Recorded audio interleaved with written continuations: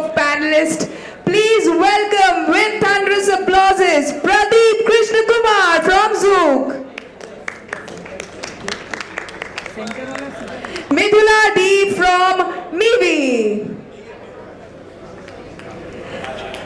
and along with Dhavnil Sheth from Skillmatics. Also joining on stage will be Taniya Biswas from Suta, Rajesh Kadam from INC 5 Shoes, Ink.5 Shoes Private Limited, and our moderator for this session is going to be Aneesh S from Dr. Sheth. Start with Midhula. Consumer electronics is extremely competitive, and how do you sort of use that to acquire new customers and stop older customers from switching to other brands that are placed right next to your brand? So hi guys, I'm Midhula Devabhaktuni, co-founder Mivi. Mivi is an audio electronics brand with a mission. We've started it with the mission of making premium quality consumer electronics at an affordable price for the Indian consumer. So that's a brief introduction. Now to answer the question, we look at our audience very differently when we are comparing an online versus an offline audience.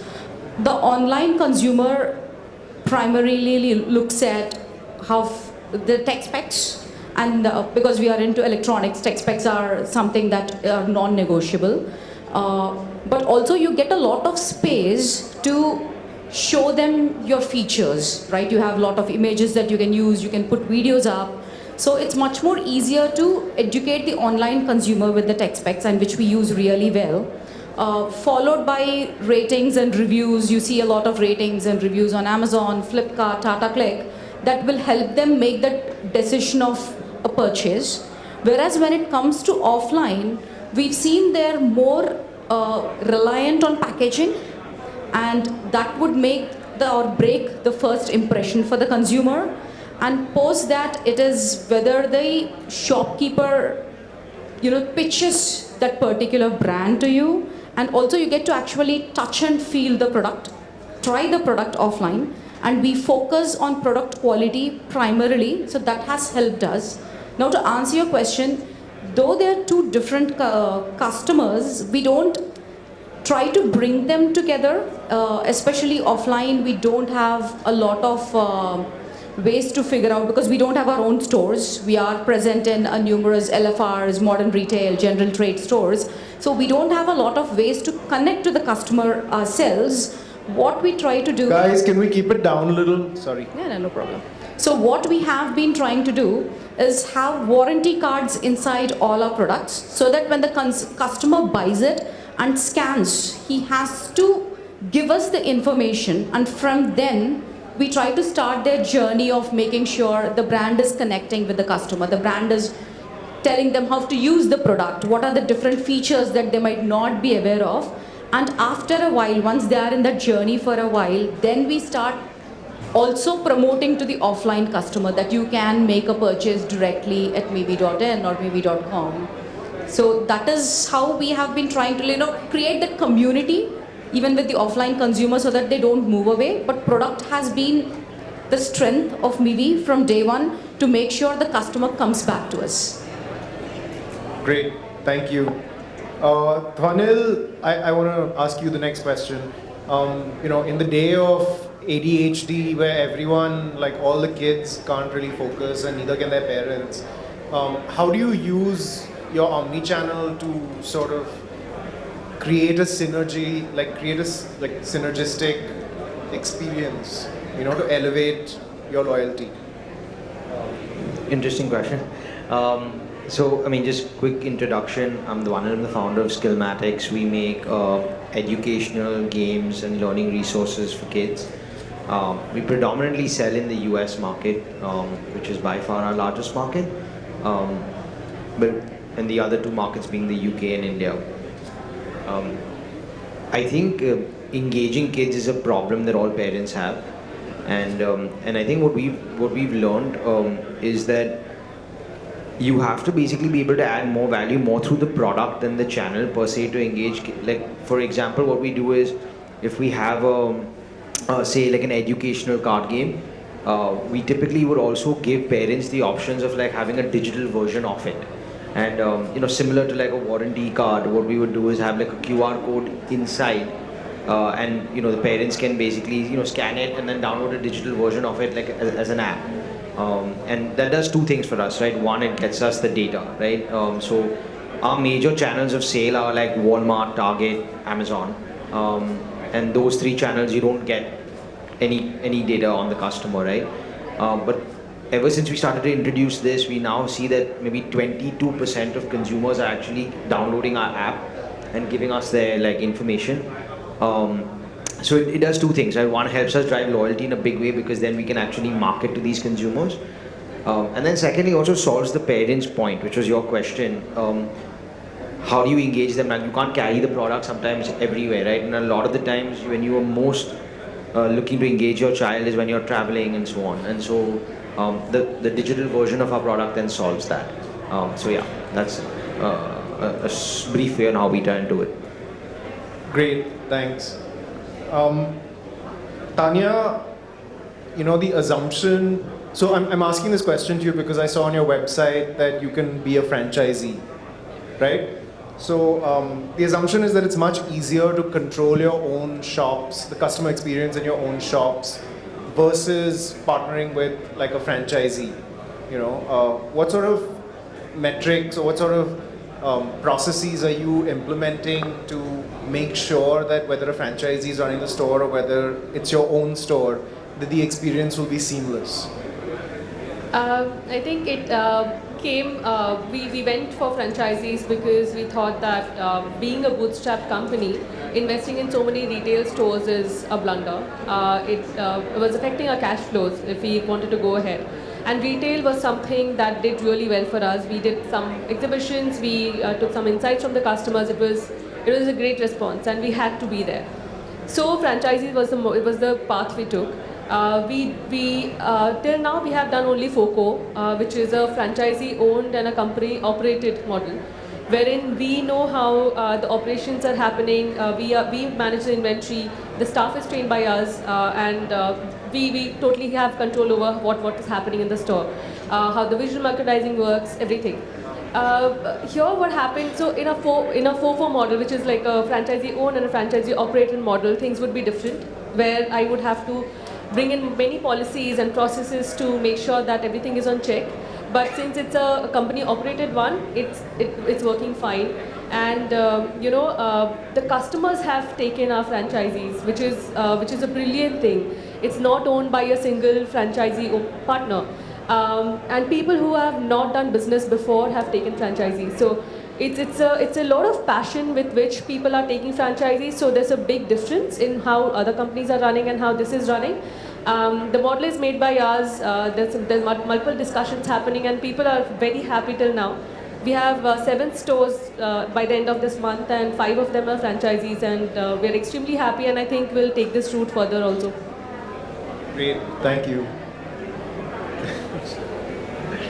I think Rajesh would have a different opinion completely. We're talking and everything is a company owned. Interesting part was that your customers have taken franchises. So yeah, that is absolutely. That is the key. Been in this business for 30 years, I know what you mean. I mean, it's a phenomenal thing. Glad coming from you. It's a big thing. Great, great. I mean, you don't go कि एक franchisee आया 5 दुकान दिया and then 4 model. I mean, as a suggestion, don't do that ever, because you deal in a very niche product, which is a fab, and you guys have created a fab equity.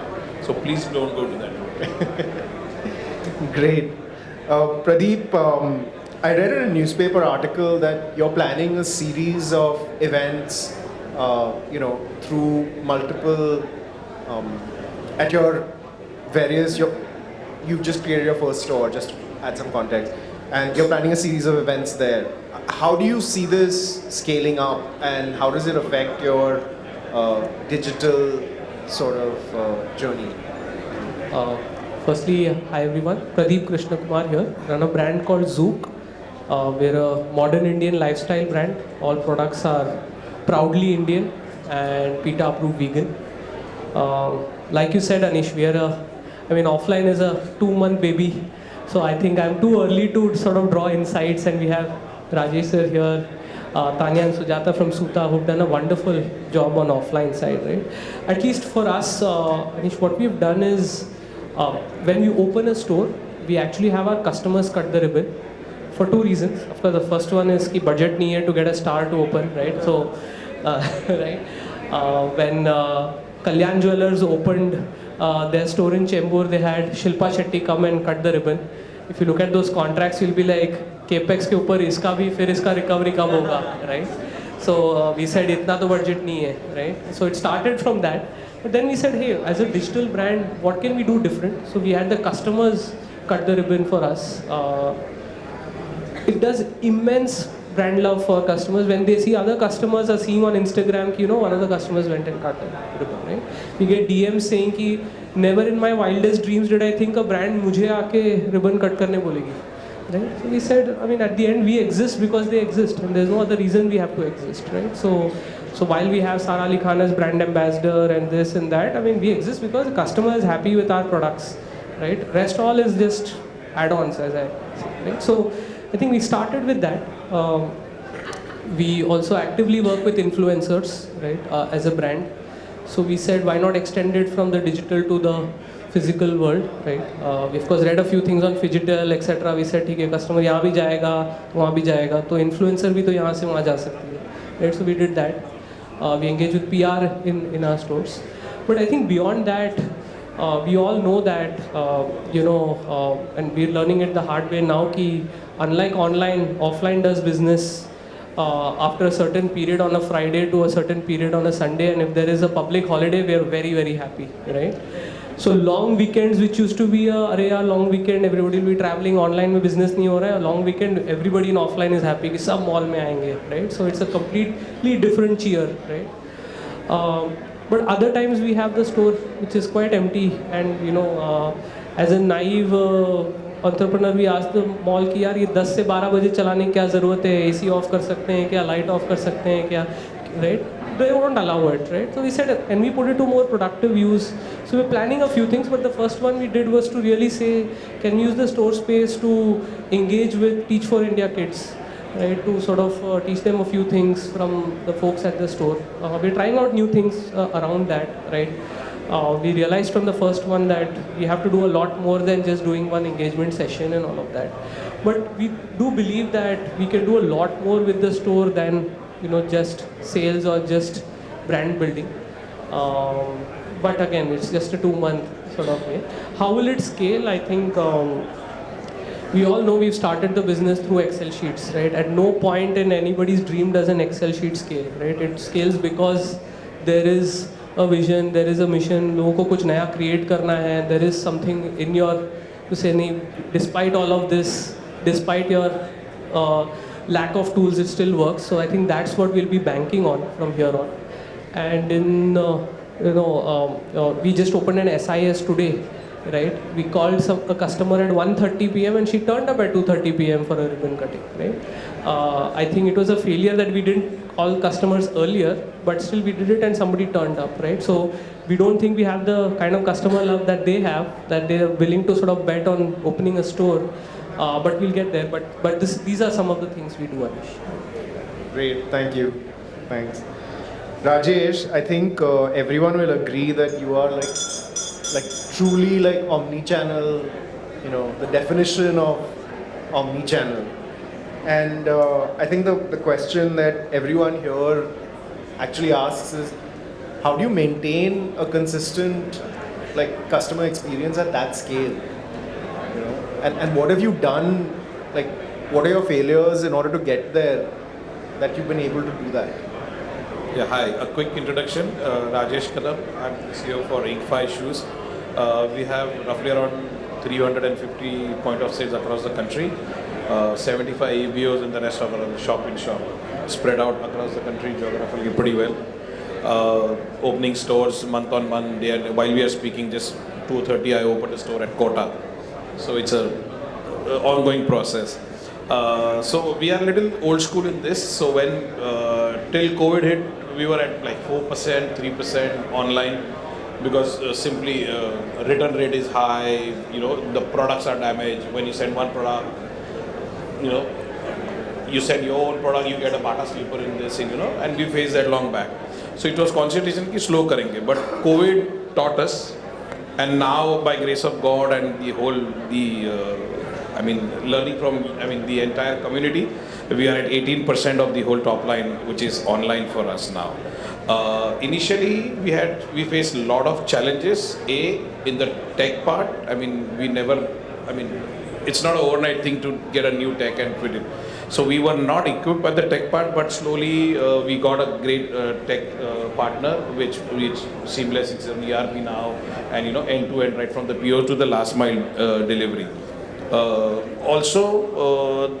It took us a long time to train the staff because 75 stores, warehouse, all manager doesn't have the same mindset. Customer will come at the store, if she likes, ek chota daag hoga to bhi le lete hain because she needs to spare to wear, but when it is shipped to them, the manager doesn't see that. Kabhi by mistake he puts 136, 137 and he sends the odd pair. So there is a lot of challenges, everyday challenges. Also in logistic, you have to work according to the mall timings, because at the X time till that logistic partner is allowed in the mall, otherwise then it is delayed, and 2 days delay. You know how it works with Mintras and all. So we learned the hard way, but touch wood, now we can say we are a good omni-channel partner. So we lead the category when it comes to the branded with the Mintras and the Ajios of the world. So we do a sizable business with this. But it is, it was a tough ride, absolute tough ride. So online was tougher for you than offline? If I can open quota, but my manager packs a 36 and 37, I can't do anything.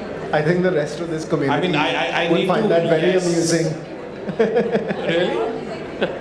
But that's the reason I said old school, we never took this business vertical seriously. But now, yes, we are learning the hard way. We set up a team, everything is in place. But this is here to stay and from here to grow.